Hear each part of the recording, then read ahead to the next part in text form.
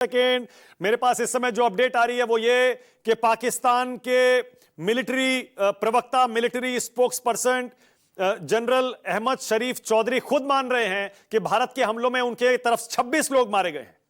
26 लोग मारे गए हैं, 46 घायल हैं।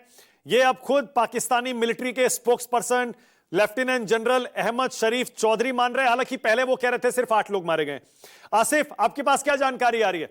आसिफ, जरा मसूद अजहर के बारे में भी बताइएगा, इस समय वो कहां है और उसके परिवार के जो लोग मारे गए हैं, बीबीसी ने भी उसकी पुष्टि कर दी है। आसिफ बोलिए।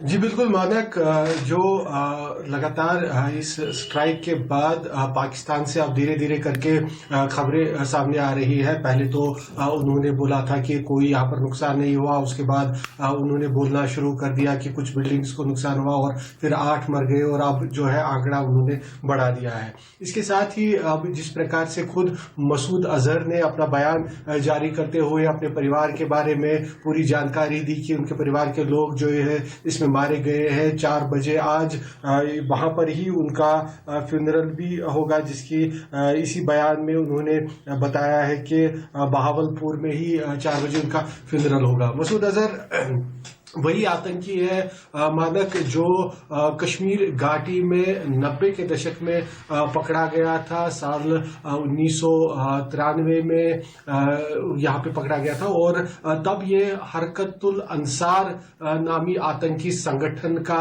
यहाँ कश्मीर में ऑपरेशनल चीफ था। हरकतुल अंसार वही आतंकी संगठन है जिन्होंने 90 के दशक में यहाँ पर फॉरेनर्स को किडनैप किया था और उसके बाद कई साल बाद उनके शव कुछ के मिले और कुछ आज भी लापता है।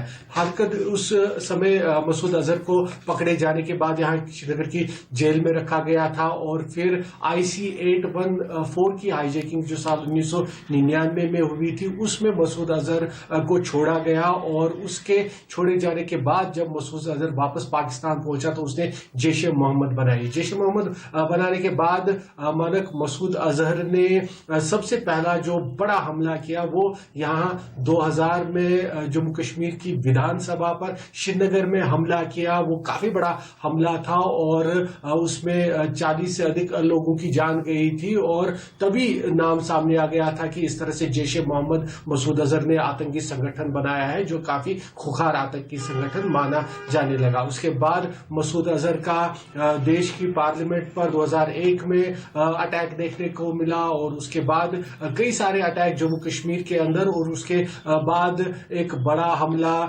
उड़ी में मसूद अजहर के द्वारा जो हुआ था वहां पे जैश ए मोहम्मद के द्वारा, और जो सबसे आखिर पर फिर आखिरी बड़ा हमला जैश ए मोहम्मद का देखने को मिला था पुलवामा स्ट्राइक, जो पुलवामा में आत्मघाती हमला किया गया था और जिसमें हमारे 40 जो CRPF के जवान है वो शहीद हो गए थे। तो मसूद अजहर का जो अगर प्रोफाइलिंग देखे तो काफी कुख्यात, काफी खुखार आतंकी है और मसूद अजहर की जैश ए मोहम्मद में जो आतंकी भर्ती किए जाते थे वो भी काफी कुख्यात माने जाते थे। और अब यहाँ पिछले कुछ सालों से कश्मीर घाटी जम्मू कश्मीर के अंदर PAFF people's anti fascist front के नाम से ये ऑपरेट कर रहे थे और जम्मू में पिछले दिनों कुछ अटैक्स जो पिछले कुछ सालों के दौरान हमने देखे, उसमें हमने देखा कि किस प्रकार से जैश ए मोहम्मद के ये पाकिस्तानी आतंकी जिन्हें खुद ISI और पाकिस्तान के स्पेशल कमांडोज SSG के कमांडोज ट्रेन करते हैं,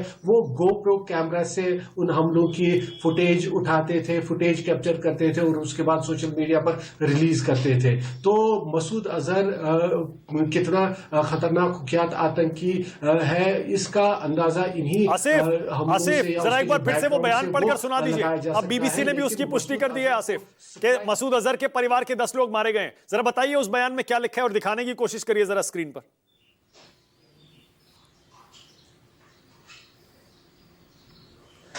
ये हम दिखाने की कोशिश करते हैं मानक। ये जो आप तस्वीरों में देख पाएंगे ये मालिकुल मुल्क के मेहमान मालिकुल मुल्क के मेहमान के नाम से ये बैनर है और ये आज की डेट में 7 मई 2025 इस पे लिखा गया है। इसके आज की डेट से शाया किया गया है और उसके बाद हम जो इस बयान को अगर पढ़े तो इसमें लिखा गया है कि मेरे खानदान के 10 अफराद को आज रात इकट्ठे ये सादत नसीब हुई, यानी उन्हें मार गिरा गया। 5 तो मासूम बच्चे जन्नतुल फिरदौस के फूल, मेरी जान से प्यारी मेरी बड़ी बहन साहिबा, यानी मसूद अजहर की बड़ी बहन, वो इस हमले में मारी गई।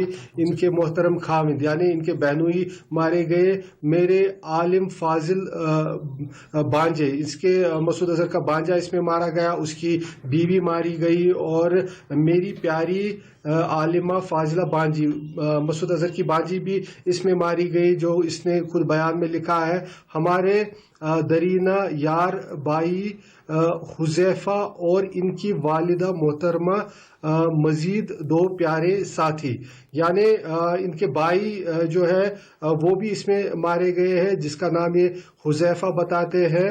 उनकी वालिदा के बारे में भी बताते हैं और साथ ही साथ 2 प्यारे साथी, ये साथी कौन है इसके बारे में मसूद अजहर ने नहीं लिखा है, तो जाहिर हो सकता है कि ये जैश ए मोहम्मद के कोई टॉप कमांडर्स है, उनकी बात मसूद अजहर यहाँ पे कर रहा हो क्योंकि उनके नाम मेंशन नहीं किए हैं। इसके बाद जो बच्चों की बात आ रही है उनकी भी इसमें मसूद अजहर ने यहाँ पर लिखा है, मासूम बच्चों, खवातीन और बुजुर्गों को निशाना बनाया गया।